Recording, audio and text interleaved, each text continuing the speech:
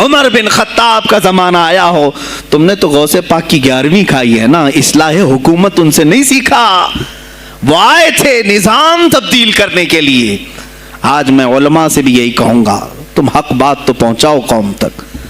آج حالات ایسے ہیں میرے عزیزوں، ڈر اور خوف ان کے سینوں پر طاری ہوا۔ کس بات سے ڈرتے ہو؟ کیا تم نے اللہ کی ذات پر ایمان نہیں لائے؟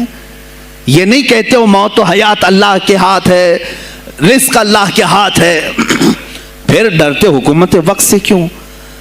مجھے ابھی چند دنوں پہلے ایک میسج یہ بھی آیا تھا کہ حضرت آپ تو پاکستان کے علامہ خادم حسین کی تعزیت پر بیان کر رہے ہو، آپ دیکھ نہیں رہے یہاں کا ماحول کیسا ہے؟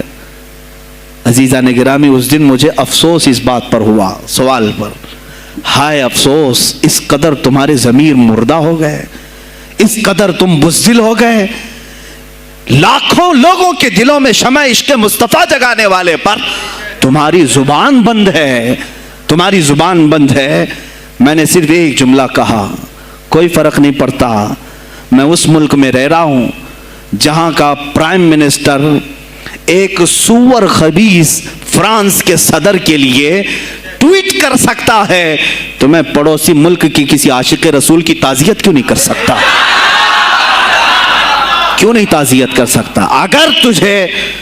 اگر ہندوستان کی تخت پر بیٹھنے والے کو فرانس کے صدر سے کوئی دلی عشق ہے، محبت ہے، تم اس کی معشوقہ ہو یا محبوبہ ہو، مجھے فرق نہیں پڑتا، لیکن اتنا ضرور ہے عاشق رسول مشرق میں ہو، شمال میں ہو، جنوب میں ہو، مغرب میں ہو، جب اس کی روح جائے گی تو ہماری بھی روح تڑپے گی۔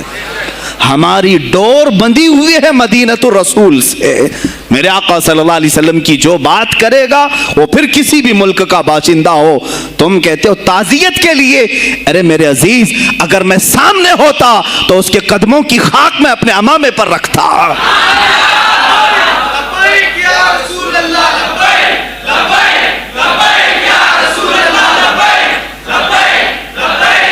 عزیزان گرامی وقار، یہ بہت خاموشی ہم نے اختیار کی، بہت خاموشی، کوئی بات نہیں۔ تم دیکھو گے حالات خراب ہونے کی جو شکایات آج کر رہے ہیں علماء، تم سب کے سب جاؤ گے۔ مجھے ابھی بچوں نے بتایا کوئی کانگریس کے لیڈر کا انتقال ہو گیا تو پیر صاحب تعزیت کے لیے باہر کھڑے ہو گئے، باہر آ گئے، ہم ان کی تعزیت کرتے ہیں۔ ڈوب مرو چلو بھر پانی میں، تمہاری گدی پہ ہی مر جاؤ۔ تمہاری زبانوں پر جب عاشق رسول کے لیے تعزیت کے الفاظ آنے میں ہچکچاہٹ آتی ہے، کون سا عشق رسول، کون سا کلمہ تم نے پڑھا ہے؟ غوث پاک کی اگر تمہارے اندر ذرا برابر بھی نسبت ہے تو میں کہوں گا میرے عزیزو، سلطان الاولیاء غوث پاک عاشق رسول ہی نہیں، فنا فی الرسول تھے۔ میرے نبی کی بات پر اگر کوئی انگلی بھی اٹھاتا، آپ یا تو اپنی کرامت سے اس کا منہ توڑ جواب دے دیتے۔ کسی عیسائی نے صرف یہ کہا تھا میرے نبی عیسیٰ افضل ہے، وہ مردوں کو زندہ کرتے تھے، آپ کو جلال آیا، کہا محمد افضل نہیں ہے اس لیے کہ وہ مردے زندہ نہیں کرتے تھے، آپ اس کا ہاتھ پکڑ کر قبرستان لے گئے۔ میرے نبی پر بات کرتا ہے، میں تجھے زندہ کر کے دکھاتا ہوں، اپنی کرامت سے مردے کو زندہ کر کے دکھایا۔ اب بول کون افضل ہے، عیسیٰ افضل ہے کہ میں افضل ہوں؟